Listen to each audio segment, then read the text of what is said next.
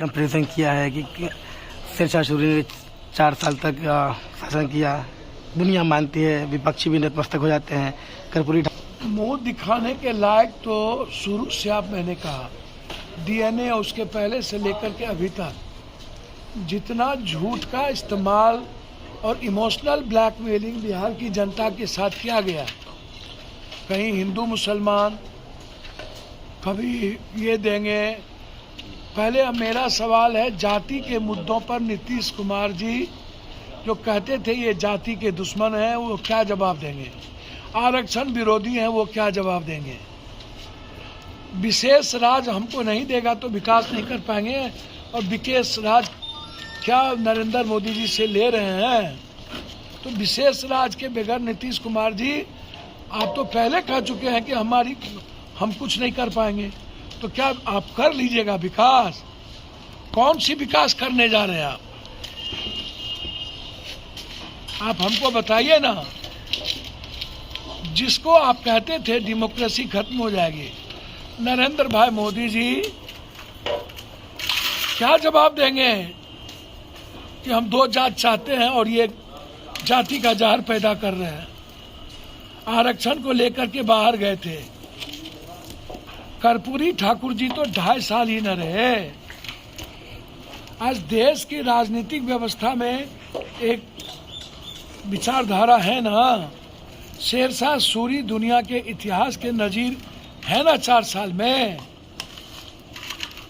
कहाँ 15 साल 20 साल रहने की जरूरत है? इंदिरा गांधी जब तक रहेंगे देश में एक्सेप्टेबल रहेंगे ना। आदमी निर्णय के लिए, मुद्दों के लिए, विचार के लिए ना हीरो होते हैं, उसके लिए ना जाने जाते हैं। तो दोनों के पास ना जवाब होना चाहिए। अब तो बिहार की जनता पूछेगी, और जो बीजेपी कहती थी जाति जनगणना ही गलत हुआ, उसके लिए क्या करेंगे? और आरक्षण का ये तरीका नहीं है, उसके लिए क्या करेंगे? तो बीजेपी तो ज्यादा सवाल करती थी ना, पगड़ी नहीं खुलेगा, गाली देती थी, जनता को अस्वस्थ उन्होंने किया। क्या जवाब देंगे विशेष राज पर? मैं मानता हूं कि 10 साल में इस देश का भला नहीं हुआ, बिहार का तो नहीं ही हुआ। विकास की बात करने वाला विशेष राज के बारे में ये कहते थे कि हमको विशेष राज मिलेगा तभी जाकर हम विकास सही तरीके से कर पाएंगे। तो क्या विशेष राज ले रहे हैं नीतीश जी? और जब एकल पद दिए थे पंचायती राज में कांग्रेस के बाद, गहलोत के बाद, तब भी इनको गाली पड़ी थी। क्या जवाब देंगे जब इन्होंने कहा था कि जाति जनगणना गलत हुआ? गिरिराज गाली देते थे नीतीश कुमार को, कोई कर्म बाकी नहीं रखे, पगड़ी नहीं खुलेगी तब तक जब तक मिटा नहीं देंगे। तो मिटा तो दिए, अब तो पगड़ी खोल ले।